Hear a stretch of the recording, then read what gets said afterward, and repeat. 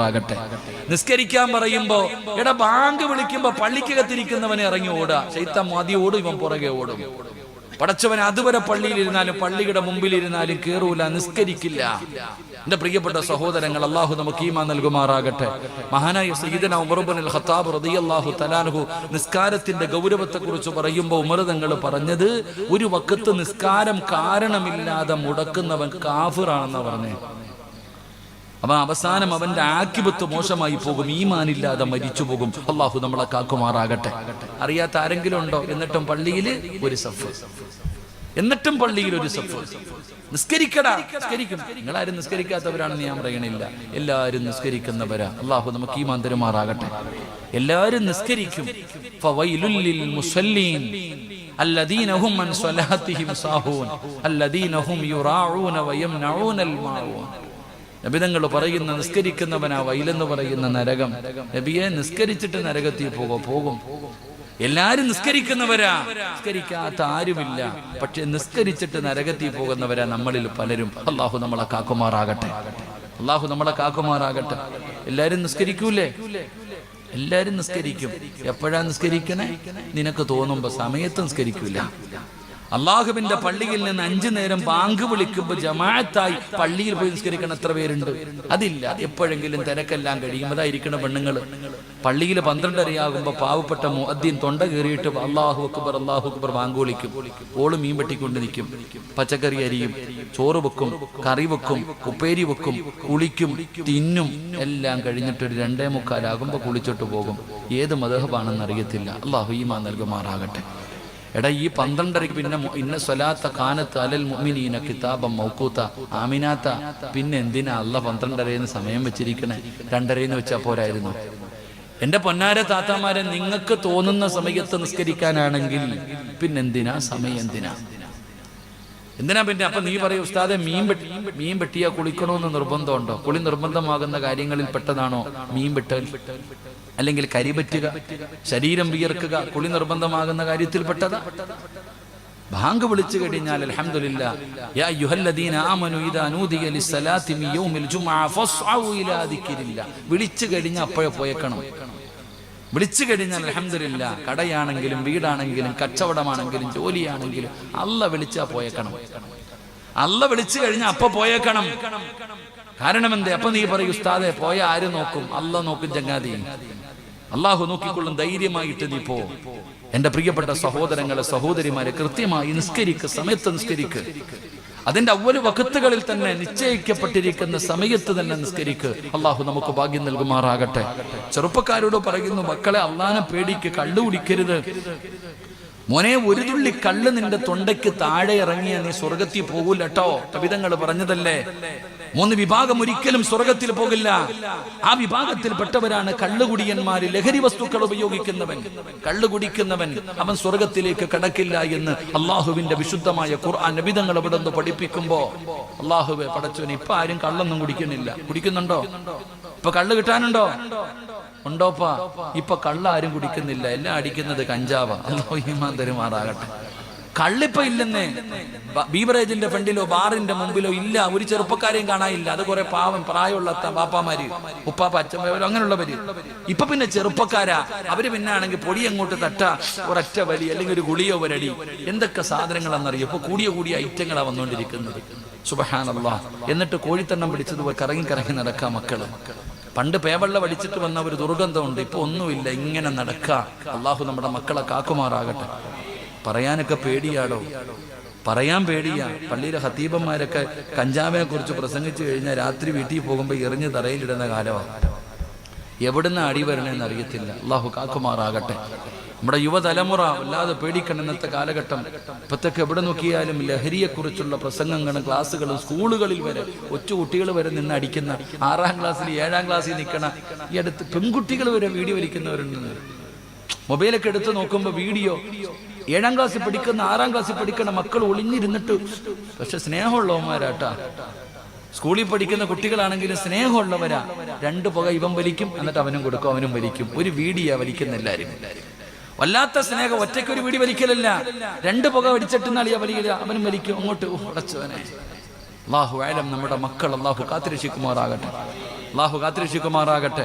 എൻ്റെ പ്രിയപ്പെട്ട സഹോദരങ്ങൾ, ഇത് പറയുമ്പോൾ ചോദിക്കും, സിറാജ് ഉസ്താദെ ജീവിതത്തിൽ നിങ്ങൾ വല്ലതും വലിച്ചിട്ടുണ്ട്? നിങ്ങൾക്ക് അറിയാഞ്ഞിട്ടാ. ഒരു വലിച്ചു നോക്ക്, പിന്നെ നല്ല രസമായിരിക്കും. നമ്മുടെ യുവത്വം ഇതാ പറയുക, കുട്ടികളോട് പറയുക, മോനെ നീ അള്ളാനെ ഭയന്ന് ജീവിക്കടാ. എടാ മോനെ, മുട്ടുപൊക്കളിന്റെ ഇടയിലുള്ള ഭാഗം ഔറത്താട്, ഔറത്തും മറച്ച് നടക്ക്. ആണിനോടും പെണ്ണിനോടും പറയാ, നീ ഔറത്തും മറച്ചിട്ട് അള്ളാനെ പേടിച്ച് നടക്ക്. എവിടെ പേടിച്ചിട്ട് നടക്കാൻ?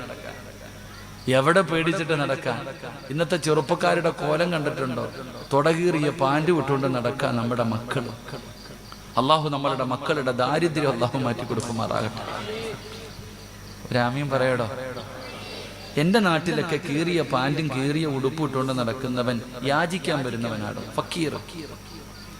എന്റെ ഉപ്പാമാരോട് ഞാൻ പറയും, എന്റെ പൊന്നാര കാക്ക, നീ ബെൻസിലും ഓടിയിലും ഫോർച്യൂണറിലും 2 നില വീടിലും പൊടിയാത്ത ജുബായി ഉടുപ്പിട്ടുകൊണ്ട് നടക്കുന്നു. നിന്റെ മോന്റെ ഗതികേട് എന്താ? അവൻ കീറിയ പാൻറ്റല്ലേ ഇട്ടിരിക്കണേ. നീക്ക് എത്ര ഉണ്ടാക്കി വെച്ചിട്ടുണ്ട്. നിന്റെ മോനൊരു കീറാത്ത പാൻറ് പിടിച്ചു കൊടുക്കാൻ പറ്റാത്ത നീ ഒരു വാപ്പയാ. പെണ്ണുങ്ങള്, പണ്ടത്തെ പെണ്ണുങ്ങളൊക്കെ പെണ്ണുങ്ങൾ. ഇപ്പത്തെ പെണ്ണുങ്ങളെ കുറിച്ച് പറയണോ? പണ്ടത്തെ ഉമ്മമാര്, അള്ളാഹു നമ്മുടെ ഉമ്മമാർക്കൊക്കെ സ്വർഗം കൊടുക്കുമാറാകട്ടെ. പണ്ടത്തെ പെണ്ണുങ്ങളെ കണ്ടുപഠിക്കണം നിങ്ങളൊക്കെ. നമ്മുടെയൊക്കെ ഉമ്മമാര് ഉടുപ്പൊക്കെ കഴുകും. നമ്മുടെ ഡ്രസ്സ് കഴുകുമ്പോ ഒരു ബട്ടൺസ് പൊട്ടിയിട്ടുണ്ടെങ്കിൽ തച്ചു തരും. തയ്ക്കൂല്ലേ? നമ്മുടെ ഉമ്മക്ക് ഒരു ബട്ടൺസ് പോയിട്ടുണ്ടെങ്കിൽ സൂചി നൂലെടുത്ത് തയ്ക്കും, ഉടുപ്പൊക്കെ തയ്ക്കും. ഇന്നത്തെ പെണ്ണുങ്ങള് മോന്റെ തുടകീറിയ പാൻറ് കണ്ടിട്ട് തച്ചു കൊടുക്കാൻ മനസ്സില്ലാത്തവരാ ഇന്നത്തെ പെണ്ണുങ്ങൾ. നീയൊക്കെ എന്തിനാ പെങ്ങളെ 9.5 മാസക്കാലം ഗർഭം ചുമന്ന് മരണവേദനയുടെ വേദനയിൽ നിന്ന് പ്രസവിച്ച നിന്റെ മോൻ കീറിയ പാൻറ് വിട്ടുകൊണ്ട് നടക്കുമ്പോ ഒരു കരുണ തോന്നണ്ടേ നിനക്ക്?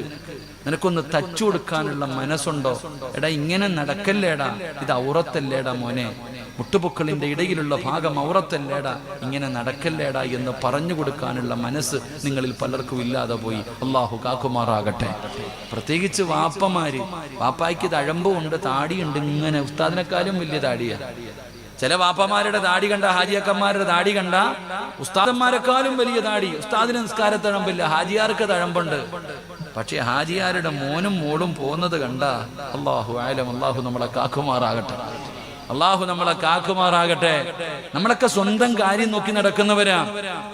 എന്റെ പ്രിയപ്പെട്ട ഉപ്പമാരോട് ഞാൻ പറയുന്നു, നാളെ അള്ളാഹുവിന്റെ കോടതിയിലെ ഏറ്റവും നശിച്ചവര് 3 വിഭാഗം, ഏറ്റവും വൃത്തികെട്ടവര് 3 വിഭാഗം. അള്ളാഹു അവരുടെ മുഖത്ത് നോക്കുകയോ സംസാരിക്കുകയോ കരുണ കാണിക്കുകയോ ചെയ്യില്ല. അങ്ങനത്തെ 3 വിഭാഗം. ആ 3 വിഭാഗത്തിൽപ്പെട്ട ഒരു വിഭാഗം വാപ്പമാരാണ്. ആ 3 വിഭാഗത്തിലെ ഒരു വിഭാഗം വാപ്പയാ. ഏത് വാപ്പ? തന്റെ ഭാര്യയും തന്റെ മക്കളും തെറ്റ് ചെയ്യുന്നത് കണ്ടിട്ട് തിരുത്താത്തവൻ. അള്ളാഹു കാക്കുമാറാകട്ടെ. സ്വന്തം മകൻ ഔറത്തു മറയ്ക്കാത്ത വസ്ത്രവും ധരിച്ച് നടക്കുന്നു, സ്വന്തം ഭാര്യ നടക്കുന്നു. ഇത് തെറ്റാണെന്നറിയാം, തിരുത്തൂല. എന്റെ പ്രിയപ്പെട്ടവരെ, ഇന്നത്തെ ചെറുപ്പക്കാരുടെ മുടി കണ്ടിട്ടുണ്ടോ? അല്ലാഹു അലം. ഉമ്മ പുറകിലിട്ട് വളർത്തുന്നു, മക്കള് ഫ്രണ്ടിലോട്ട് വളർത്തുന്നു. എത്ര വ്യത്യാസമേ ഉള്ളൂ. ഇന്നത്തെ ചെറുപ്പക്കാരുടെ മുടി ഇവിടെ സദസ്സിലെങ്ങും കാണാനില്ല. പിന്നെ തൊപ്പി വെച്ചിട്ടുണ്ട് പലതും. അത് സുന്നത്തായിട്ട് വെച്ചതല്ല, ഉസ്താദന്മാരുടെ മുമ്പിലായതുകൊണ്ട് വെച്ചിരിക്കുക. മദ്രസയിലൊക്കെ വരുന്ന കുട്ടികൾ തൊപ്പി ഇങ്ങനെ ഇറക്കി വെക്കാറുണ്ട്. വിചാരിക്കും പടച്ചവനെ സുന്നത്തായിട്ട് വെച്ചല്ല ഇപ്പൊ മുടി പുറത്ത് കാണാതിരിക്കാൻ. ഉസ്താദ് ചോദിക്കാ, കാക്ക നിങ്ങളുടെ മോൻ ഇങ്ങനെ മുടിയൊക്കെ. ഉസ്താദെ, ഞാൻ പറഞ്ഞാൽ കേൾക്കത്തില്ല ഉസ്താദെ. 12ഉം 15ഉം വയസ്സുള്ള മകന്റെ മുടി വെട്ടാൻ പറ്റാത്ത വാപ്പയ ഉസ്താദന്മാരെ നന്നാക്കാൻ നടക്കുന്നത്. അള്ളാഹു ഈമാൻ തരുമാറാകട്ടെ. തന്റെ പൊന്നുമകന്റെ മുടി പോലും ഒന്ന് വെട്ടിക്കൊടുക്കാൻ എടോ മലക്കുകളുടെ ശാപം കിട്ടൂല്ലേ? മുത്തുനബി സല്ലല്ലാഹു അലൈഹി വസല്ലം തങ്ങൾ പറഞ്ഞതല്ലേ അങ്ങനെ മുടി വെട്ടാൻ പാടില്ല എന്ന്. എന്റെ പ്രിയപ്പെട്ട സഹോദരങ്ങളെ, നമ്മൾ മനസ്സിലാക്കണം, അള്ളാഹുവിന്റെ വിശുദ്ധമായ ഖുർആൻ പറയുന്നു, നിങ്ങൾ വ്യഭിചരിക്കരുതെന്നല്ല അല്ലാഹു പറഞ്ഞ, വലാ തഖറബു സിനാ ഇന്നഹു കാന ഫാഹിശാ. നിങ്ങൾ ആ വ്യഭിചാരത്തിലേക്ക് അടുക്കുന്ന കാര്യം പോലും നിങ്ങൾ ചെയ്യല്ലേ, നിങ്ങൾ സൂക്ഷിക്കണേ എന്ന പരിശുദ്ധമായ ഖുർആൻ ഇവിടെ പറയുമ്പോ, നിങ്ങളെ ഇതൊക്കെ നിന്നോട് പറഞ്ഞാൽ പടച്ചവനെ നീ അതാ അന്യപുരുഷന്റെ കൂടെ നടക്കരുത്, അവന്റെ ശരീരത്ത് തുടരുത്, അവനോട് നീ സലാം പറയരുത് എന്ന് പറഞ്ഞാൽ, എന്റെ പ്രിയപ്പെട്ട കോളേജിൽ പഠിക്കുന്ന പെൺകുട്ടി ചോദിക്കും, ഉസ്താദേ ഇതൊക്കെ നിങ്ങൾക്ക് കിട്ടാത്തതിന്റെ ദേഷ്യമല്ലേ? ഇന്നത്തെ കുട്ടികളൊക്കെ ഇതൊക്കെ പറഞ്ഞാൽ നമുക്ക് പടച്ചവനെ നമ്മള് വെറുതെ മോശക്കാരായി പോകും. പെൺകുട്ടികളോട് ആൺകുട്ടികളോട് എടാ അന്യ പെണ്ണിന്റെ കൂടെ നടക്കരുത്, അവളുടെ കൂടെ ഇരിക്കരുത്, അവളുടെ ശരീരത്ത് തൊടരുത്. ഉസ്താദിന് കിട്ടാത്തതിന്റെ ഞങ്ങളുടെ യുവത്തെ അടിച്ചു പൊളിക്കാണ്ടതാ. പണ്ട് ഞങ്ങളൊക്കെ പഠിക്കുന്നുണ്ട്, ഒരു കാലം വരും അന്ന് റോഡിൽ കിടന്ന് വ്യഭിചരിക്കും, നല്ലവര് പറയും മാറിക്കിടന്ന് വ്യഭിചരിക്കാൻ എന്നൊക്കെ പറഞ്ഞപ്പോ ഈ ഹദീസൊക്കെ ഇപ്പൊ നിങ്ങൾ മനസ്സിലാക്കിക്കേ. ഇപ്പൊ പ്രായമുള്ളവരൊക്കെ ചിന്തിക്കുന്നുണ്ടാകും പടച്ചവനെ. ഇപ്പം ഈ അടുത്തൊരു ചെറുപ്പക്കാരൻ പറഞ്ഞു, ഉസ്താദെ ഇപ്പൊ വല്ലതും സ്കൂളിൽ പഠിച്ചാൽ മതിയായിരുന്നു. അപ്പൊ ഞാൻ ചോദിച്ചു എന്തേടാ ഇപ്പൊ എല്ലാം സ്കൂളിൽ പഠിച്ചാൽ മതിയായിരുന്നു. അപ്പൊ അമ്മ ചോദിച്ചു എന്തേടാ അങ്ങനെ? ഞാനൊക്കെ പഠിക്കുമ്പോ ആണുങ്ങൾ വേറെ സ്കൂളില്, പെണ്ണുങ്ങൾ വേറെ സ്കൂളില്. കുറച്ച് കഴിഞ്ഞപ്പോ ആണുങ്ങൾക്ക് വേറെ ബെഞ്ച്, പെണ്ണുങ്ങൾക്ക് വേറെ ബെഞ്ച്. ഇപ്പൊ പറയുന്നു ആണും പെണ്ണും ഒരു ബെഞ്ചിൽ ഒരുമിച്ചിരുന്നോളാം. അപ്പൊ ഇപ്പൊ പഠിച്ചാൽ മതിയായിരുന്നു. കാലഘട്ടം എവിടെ എത്തിയിരിക്കുക? ഇനി വരുന്നത് ഒരാണ്, ഒരു പെണ്ണ്, ഒരാണ്. എന്നിട്ട് ചോദിക്കണം, എടാ അബൂബക്കറെ ഇന്നലെ എങ്ങനെ ഉണ്ടായിരുന്നടാ? എന്നിട്ട് ചോദിക്കണോന്നാ പറയണേ. പുതിയ പഠന പദ്ധതിയിൽ വരുന്നത് പരസ്പരം അങ്ങോട്ടും ഇങ്ങോട്ടും പലതും ചോദിക്കണമെന്നാ. അള്ളാഹുവെ നമ്മുടെ മക്കളുടെ കാര്യം കട്ടപ്പുകയെ അള്ളാഹു കാത്തുരക്ഷിക്കുമാറാകട്ടെ. എന്റെ പ്രിയമുള്ള സഹോദരങ്ങളെ, നമ്മൾ പടച്ചവനെ 25 കോടിയുടെ ഓണബമ്പർ അടിക്കാത്തതിന്റെ വിഷമത്തിൽ നടക്കുന്നവൻ അള്ളാഹുവിന് സമാധാനം കൊടുക്കുമാറാകട്ടെ. 25 കോടിയുടെ പടച്ചവൻ നിങ്ങൾ ആലോചിക്കുക, എന്തുവാ ഈ ലോട്ടറി? 25 കോടിയുടെ നിങ്ങൾ ചിന്തിക്ക്. നമ്മൾ മനസ്സിലാക്കേണ്ട ചില കാര്യം, ഒരു 10 കൊല്ലം മുമ്പ് ഏതെങ്കിലും ഒരു ഉസ്താദിന്റെ അടുക്കൽ വന്നിട്ട് ലോട്ടറി വേണോന്ന് ചോദിക്കുവോ? ചോദിക്കില്ല. ഇപ്പോഴല്ല, ഒരു 10 വർഷം മുമ്പ് ജുബ്ബയും തൊപ്പിയും ഇട്ട ഒരാളുടെ അടുക്കൽ വന്നിട്ട് ഇത് വേണോന്ന് ചോദിക്കുവോ? ചോദിക്കത്തില്ല ആരും. കാരണം എന്തേ? അവർക്കറിയാം ഇത് ഹറാമാണെന്നവർക്ക്, ഇത് പാവമാണെന്ന്. എന്നാൽ ഈ കഴിഞ്ഞ ഓണത്തിന് ഞാൻ എൻ്റെ കുടുംബവുമായിട്ട് ഒരു സ്ഥലത്ത് പോയിട്ട് ഒരു ബ്ലോക്കിൽ ഇങ്ങനെ റോഡ് സൈഡിൽ നിൽക്കുമ്പോൾ ഒരു അമ്മ എൻ്റെ അടുത്ത് വന്നിട്ട് ചോദിക്കുക, 25 കോടിയാ ഓണ ബമ്പർ, 500 രൂപ മോന് വേണോന്ന്. ഞാൻ അമ്മയെ ഒന്ന് നോക്കി. എന്നിട്ട് ഞാൻ പറഞ്ഞ, അമ്മേ ഞങ്ങൾക്കിത് പാപമായി എടുത്തുകൂടാ, ഞങ്ങൾക്കിത് പാപമായി എടുത്തുകൂടാ. അമ്മ എന്നെ ഒരു നോട്ടം നോക്കി. പ്രായമുള്ളൊരു അമ്മയാണ്. അവരെന്നെ ഇങ്ങനെ നോക്കി. എന്നിട്ട് അമ്മ പറഞ്ഞ മറുപടി കേട്ടപ്പോ എന്റെ കിളി പോയി. അമ്മ പറഞ്ഞ മറുപടി എന്തെന്നറിയോ? നിങ്ങൾ ഒരു കാക്കാടെ കടയിൽ നിന്ന് ഞാനിത് വാങ്ങിച്ചോണ്ട് വന്നു. നിങ്ങളുടെ ഒരു കാക്കാടെ കടയിലെ ഏജന്റാ ഞാൻ, അവിടെ നിന്നാ മേടിച്ചോണ്ട് വന്നേ. അയാൾക്ക് കച്ചവടം ചെയ്യാ, നിങ്ങൾക്ക് മേടിച്ചൂടാ. സുബ്ഹാനല്ലാഹ്.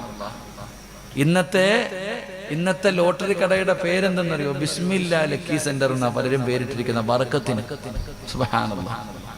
പടച്ചവനെ, ഞാന് ഒരു പള്ളിയുടെ അടുത്തൂടെ ഇങ്ങനെ മാർക്കറ്റിലൂടെ ടൗണിലൂടെ ഇങ്ങനെ പോകുമ്പോ ഒരു ചെറുപ്പക്കാരൻ, ഒരു സഹോദരൻ ഓടി വന്നിട്ട് അസ്സലാമു അലൈക്കും. വലൈക്കും സലാം. ഉസ്താദെ ദുആ ചെയ്യണം കേട്ടോ, ഞാൻ വഴുതൊക്കെ കേൾക്കാറുണ്ട്, ദുആ ചെയ്യണം കച്ചവടത്തിൽ ബർക്കത്ത് ഉണ്ടാകാൻ. ഞാൻ തോളിൽ തട്ടിയിട്ട് പറഞ്ഞു, അള്ളാഹു നിനക്ക് ബർക്കത്ത് ചെയ്യട്ടെ, അള്ളാഹു നിനക്ക് റഹ്മത്ത് ചെയ്യട്ടെ. ദുആ ഒക്കെ ചെയ്തു. ഓൻ ചിരിക്കണം ഒത്തോടെ പോയി. അപ്പൊ എന്റെ കൂടെ വന്നവൻ ചോദിച്ചു, സിറാജ് ഉസ്താദ് അവൻ എന്ത് കച്ചവടാന്നറിയോ? ഞാൻ പറഞ്ഞു അറിയില്ല, ലോട്ടറി കച്ചവടമാണെന്ന്. ഞാൻ അവന് വേണ്ടിയാ ദുആ ചെയ്തു. ഇവിടെ കാലം ഇങ്ങനെയായി പോയടോ, കാലം ഇങ്ങനെയായി പോയി. പക്ഷെ ഇതൊന്നും പറഞ്ഞു കൊടുത്താൽ മനുഷ്യനെ തിരിയുന്നിട്ടുള്ള നിന്റെ അത്യാവശ്യ കാര്യങ്ങൾ നടക്കും. ഒരിക്കലും നിന്റെ സമ്പത്ത് വർദ്ധിപ്പിക്കുകയില്ല, സർവ്വതും പോകൂന്നല്ലേ പറഞ്ഞേ. നിന്റെ സമ്പാദ്യം മുഴുവനും നഷ്ടപ്പെട്ടു പോകും. 25 കോടി രൂപ ഈ ഓണബമ്പർ അടിച്ച സഹോദരൻ ചാനലിൽ കയറി ഇരുന്നിട്ട് പറഞ്ഞത്, ഇനി ജീവിതത്തിൽ ഒരിക്കലും ലോട്ടറി അടിക്കരുതെന്നാ പറഞ്ഞേ. അത്രയ്ക്കും പ്രയാസം. എന്റെ പ്രിയപ്പെട്ട സഹോദരങ്ങളെ, ഹറാമ്, പലിശ, ലോൺ എടുത്ത ഒരു മനുഷ്യനോട് നിങ്ങൾ ചോദിക്ക്, ഇനി ലോണ് വേണോന്ന്. അവൻ പറയും വേണ്ടാന്ന്. കാരണം എന്തേ? അവന്റെ സമ്പാദ്യം മുഴുവനും നശിച്ചിട്ടുണ്ടാകും, സർവ്വതും പോയിട്ടുണ്ടാകും. എന്റെ പ്രിയപ്പെട്ട സഹോദരങ്ങളോട്, സഹോദരിമാരോട് ഞാൻ പറയുന്നു, അള്ളാഹുവിനെ ഭയന്ന് ജീവിക്ക്. വെള്ളിയാഴ്ച പള്ളിയിലെ ഉസ്താദന്മാർ ആർഭാട വിവാഹങ്ങൾ, അനാചാരങ്ങൾ, അതിനെതിരെ വഴുതു പറയും. ഇതൊക്കെ നടത്താൻ പാടില്ലെന്ന് പറയും. പടച്ചവനെ, ഇന്നത്തെ കല്യാണമൊക്കെ നോക്കിക്കേ, 5 കല്യാണമാ, 5 ദിവസത്തെ കല്യാണം. ഇന്നൊക്കെ കല്യാണം, കണ്ണൂർ ജില്ലയിലെ പല കല്യാണങ്ങളും 5 ദിവസം കല്യാണം. വെള്ളക്കല്യാണം, ചുമന്ന കല്യാണം, അറബി കല്യാണം, മഞ്ഞ കല്യാണം, ഒടുക്കത്തെ കല്യാണം. സുബ്ഹാനല്ലാഹ്. എന്നിട്ടൊരു ഇപ്പൊ അതൊക്കെയല്ല വിഷയം. കല്യാണത്തിന്റെ തലേ ദിവസം മഞ്ഞ കല്യാണത്തിനാണെന്ന് തോന്നുന്നു, പടച്ചവന് അറബി കല്യാണത്തിന് അറബി വേഷം, മഞ്ഞ കല്യാണം എല്ലാം അങ്ങനെ പുതിയ ട്രെൻഡുകളാ. എല്ലാത്തിനും ഒരു ജോഡി വസ്ത്രം, എല്ലാത്തിനും. കല്യാണ വീട്ടിൽ ചെന്ന ആണുങ്ങൾക്ക് മൊത്തം ഒരു കളറ്, പെണ്ണുങ്ങൾക്ക് മൊത്തം ഒരു കളറ്, കഫം തുണിയും ഒരേ കളറ്. അല്ലാഹു ഈമാൻ തരുമാറാകട്ടെ. അതുകൂടെ ഓർത്തു വെച്ചോ നീയൊക്കെ. കല്യാണത്തിന് പോയി കഴിഞ്ഞാൽ ആണിനും പെണ്ണിനും ഒരേ കളറുള്ള വസ്ത്രം എല്ലാരും, എന്നിട്ട് സെൽഫി എടുക്കൽ, ഗാനമേള. അല്ലാഹ് സുബ്ഹാനല്ലാഹ്. യൂട്യൂബിലൊക്കെ കയറി നോക്കണം, പ്രായം ചെന്ന കിളവിമാരുടെയൊക്കെ ഡാൻസ് വരെയുണ്ട് യൂട്യൂബിൽ. അല്ലാഹു ഈമാൻ തരുമാറാകട്ടെ. പ്രായം ചെന്ന ഖബറി കാലിൽ നീട്ടിയിരിക്കുന്ന തള്ളയും കല്യാണത്തിന് ചെയ്യുന്ന ഡാൻസുകൾ എവിടെ എത്തി നിൽക്കുന്നുണ്ടോ ഉമ്മത്ത്? എവിടെ എത്തി നിൽക്കുന്ന ഉമ്മത്ത്? ഇതൊക്കെ പറയുമ്പോ എന്റെ പ്രിയപ്പെട്ട മുസ്ലിം സമുദായം, അല്ലാഹുവേ, ഉമ്മത്തിന് വല്ല പണ്ടത്തെ പെണ്ണുങ്ങൾക്കൊക്കെ പേടിയുണ്ടായിരുന്നു, അള്ളാന്റെ ദീനിനെ കുറിച്ച് അറിയുമായിരുന്നു. പണ്ടത്തെ പെണ്ണുങ്ങൾ രണ്ട് സമയത്ത് തലയിൽ തുണിയിടും. എപ്പോഴൊക്കെയാണെന്നറിയോ? പണ്ടത്തെ പെണ്ണുങ്ങൾ രണ്ട് സമയത്ത് തലയിൽ തുണിയിടും. ഒന്ന് ബാങ്ക് വിളിക്കുമ്പോ, രണ്ട് ഉസ്താദിനെ കാണുമ്പോ. ഉസ്താദന്മാരെ കാണുമ്പോ തലയിൽ തുണിയിടും. ഇന്ന് ഉസ്താദിനെ കണ്ടാ ഉള്ളത് കൂടെ ഊരിയിടും. അള്ളാഹു കാക്കുമാറാകട്ടെ. ഉസ്താദ് ഇരിക്കുന്നുണ്ടെങ്കിൽ ഇത്തിരി കൂടെ ഓവറായിട്ട് കാണിക്കും. നമ്മുടെ പെൺമക്കൾ എങ്ങനെ, ഇന്നത്തെ പെൺകുട്ടികൾ എങ്ങനെ? എന്റെ പ്രിയപ്പെട്ടവരോട് ഇത് പറയുമ്പോ ഉസ്താദേ എന്ന് പറഞ്ഞ് പരിഹസിക്കുകയാണ് ചെറുപ്പക്കാര് പറയുന്നത്. അല്ലാഹു തന്ന ആയുസ് ആസ്വദിക്കാനുള്ളതാ, അല്ലാതെ സ്വപ്നലോകത്ത് ജീവിക്കാനുള്ളതല്ല. മരണത്തിന് ശേഷം സ്വർഗമുണ്ടെന്ന് പറഞ്ഞ് ഞങ്ങൾക്ക് എങ്ങനെ സ്വപ്നലോകത്ത് ജീവിക്കാൻ വയ്യ? ജീവിക്കുന്ന കാലം ആസ്വദിക്കണം ഉസ്താദ്, അടിച്ചു പൊളിക്കണം ഉസ്താദ്. ആരൊക്കെ പറഞ്ഞാലും ഞങ്ങളുടെ ശൈലിയിൽ ഒരു മാറ്റമില്ല. എന്റെ പ്രിയപ്പെട്ട മുസ്ലിമേ, എങ്ങനെ വേണമെങ്കിലും നടന്നോ, ഈ രാജ്യത്ത് നിനക്കതിനുള്ള സ്വാതന്ത്ര്യമുണ്ടോ? എന്ത് വേണമെങ്കിലും തിന്നാ, എന്ത് വേണമെങ്കിലും ധരിക്കാ, എങ്ങനെ വേണമെങ്കിലും നടക്കാം. സ്വമനസോല ഒരുത്തനുമായി ശാരീരികമായി ബന്ധപ്പെട്ടാൽ അതിന് പടച്ചവനെ കേസില്ലാത്ത രാജ്യമല്ലോ. എങ്ങനെ വേണമെങ്കിലും നടന്നോ. എന്റെ പെങ്ങളോട് പറയുകയാ, ചെറുപ്പക്കാരോട് പറയുകയാ, അല്ലാഹുവിന്റെ പരിശുദ്ധമായ ഖുർആനിലെ ഒരായത്ത് ഞാൻ നിങ്ങൾക്ക് പറഞ്ഞു തരാം. മറക്കാതെ ഇരിക്കാൻ ആസ്വദിച്ച് നടക്കുന്നവരോട്, അല്ലാഹു പറഞ്ഞു നടക്കുന്നവരോട് പരിശുദ്ധമായ ഖുർആനിലെ ഒരായത്ത് ഞാൻ നിങ്ങൾക്ക് പറഞ്ഞു തരാം. മറക്കല്ലേ, ഈ ആയത്ത് നിങ്ങൾ മറന്നു പോകരുത്. ഏതൊക്കെ ആയത്ത് മറന്നാലും പെങ്ങള് തലമറക്കാതെ, ഔറത്ത് മറക്കാതെ, അതാ തന്റെ കൂട്ടുകാരന്റെ കയ്യിൽ പിടിച്ചു ആസ്വദിച്ച് നടക്കുന്ന എന്റെ യുവതലമുറയോട് പടച്ചവനെ, വിവാഹത്തിന്റെ തലേ ദിവസം വീടിനകത്ത് അനാചാരങ്ങൾ, ഈ സമുദായത്തിന് നാണക്കേടുണ്ടാക്കുന്ന രീതിയിലുള്ള ആഘോഷം നടത്തുന്നവരോട് എന്റെ പ്രിയപ്പെട്ട ചെറുപ്പക്കാരാ, 1400 വർഷങ്ങൾക്ക് മുമ്പ് അതാ സ്വഹാബത്ത് യുദ്ധത്തിന് വേണ്ടി കടന്നു പോവുകയാ. സ്വഹാബത്ത് യുദ്ധത്തിന് വേണ്ടി കടന്നുപോയി. പടച്ചവനെ, ഒരു സ്ഥലത്ത് ചെന്നപ്പോ ഒരു സുന്ദരിയായ പെണ്ണിനെ കാണുകയാ. അതാ സ്വഹാബികളുടെ ഇടയിൽ ഒരു ചെറുപ്പക്കാരനുണ്ടായിരുന്നു. ഒരു സുന്ദരിയായ പെണ്ണിനെ കണ്ടപ്പോ അവളോട് വല്ലാത്ത പ്രണയം തോന്നുകയാ, അവളോട് വല്ലാത്ത സ്നേഹം തോന്നുകയാ.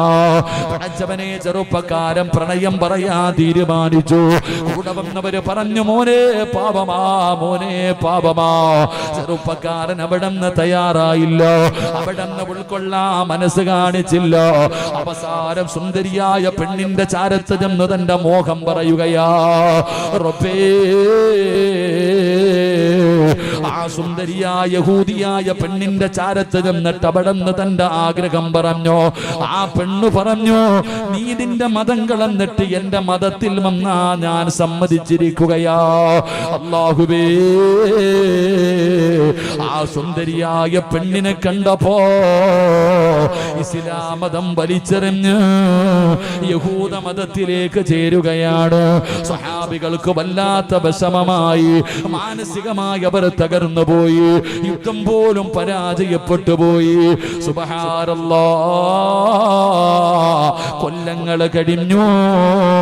അന്ന് യുദ്ധത്തിന് പോയ ഒരു സ്വഹാബി ആ നാട്ടിലൂടെ പോകുമ്പോ അവിടെന്ന് ചിന്തിച്ചു, അല്ലാ, മതം മാറി പെണ്ണ് കെട്ടിയ ഒരു കൂട്ടുകാരൻ ഈ നാട്ടിലുണ്ടല്ലോ. പണ്ട് ഞങ്ങളുടെ കൂടെ വന്ന ഒരു ചെറുപ്പക്കാർ, അവൻ മതം മാറി വിവാഹം കഴിച്ചവനാണല്ലോ, ഒന്ന് കാണണമല്ലോ. അവിടെന്ന് കണ്ടുപിടിക്കുകയാണ്. അവിടെന്ന് ചോദിച്ചു, ചെറുപ്പക്കാരാ, അവിടെന്ന് എല്ലാ കാര്യങ്ങളും ചോദിച്ചു. അവസാനം പിരിയുമ്പോ അവിടുന്ന് ചോദിക്കുന്നു, മോനെ നീ ഒരു ഹാഫിളായിരുന്നല്ലോ, നീ അല്ലാഹുവിന്റെ ഖുർആൻ മുഴുവനും കാണാതെ പഠിച്ചവനായിരുന്നല്ലോ, എന്തെങ്കിലും നിനക്ക് ഓർമ്മയുണ്ടോ? അല്ലാഹുവിന്റെ ഖുർആനിലെ ഏതെങ്കിലും ഒരു സൂറത്ത് നിനക്ക് ഓർമ്മയുണ്ടോ? ചെറുപ്പക്കാരൻ പറഞ്ഞു, എല്ലാം ഞാൻ മറന്നുപോയി, ഖുർആനിലെ എല്ലാ സൂറത്തുകളും